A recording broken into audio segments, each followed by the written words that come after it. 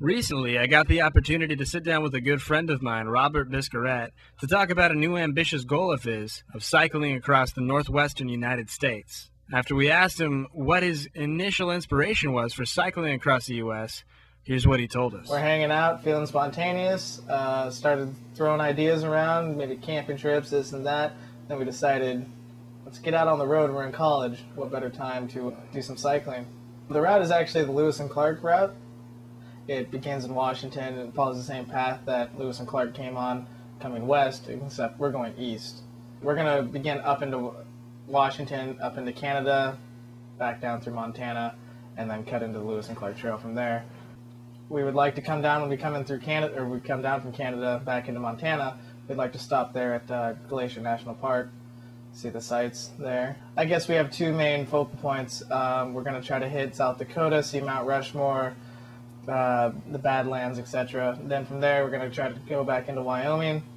We'd like to stop at Yellowstone and see the sights. I think that's really our biggest waypoint along the trip. You know, and we have our overall route planned out. We need to. I think we really need to sit down and look at it in more detail and figuring if we're going to be riding 60 to 70 miles a day. These are our checkpoints we need to try to get to, because pitching a tent on the side of the road isn't what we want to be doing if we can help it.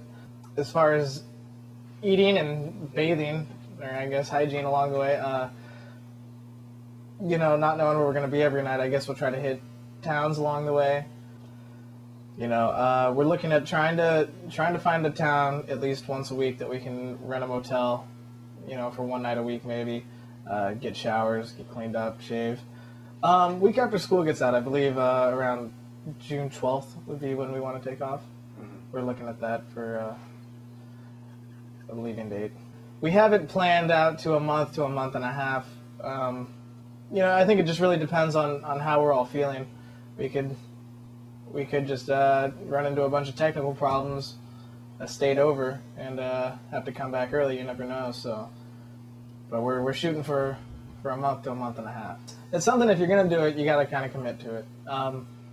You know, a decent bike, something that you can trust taking 3,000 miles across the country on, is going to run you, I mean, at least $500. I mean, so that's just your original expense out of the gate is $500. You have to buy racks. It depends on what kind of racks you want. Do you want the steel racks? Do you want aluminum racks? You got to look into weight.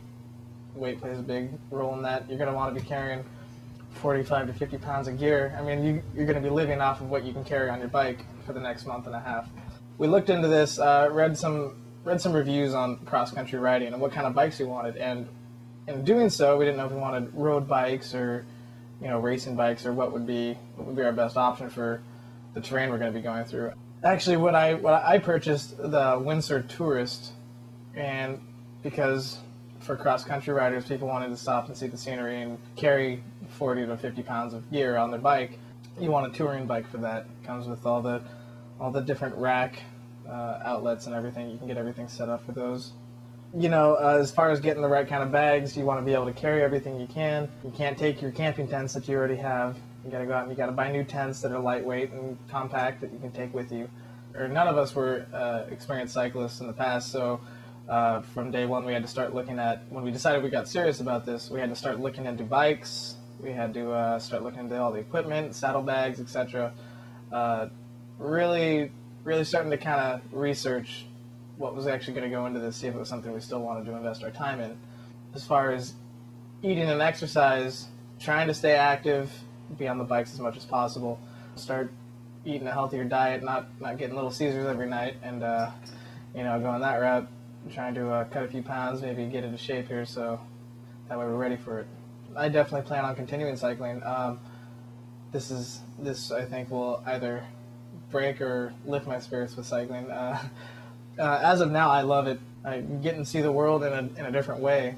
You know, you drive the roads and stuff, and then when you ride them, it's a whole different experience. You really see what's there.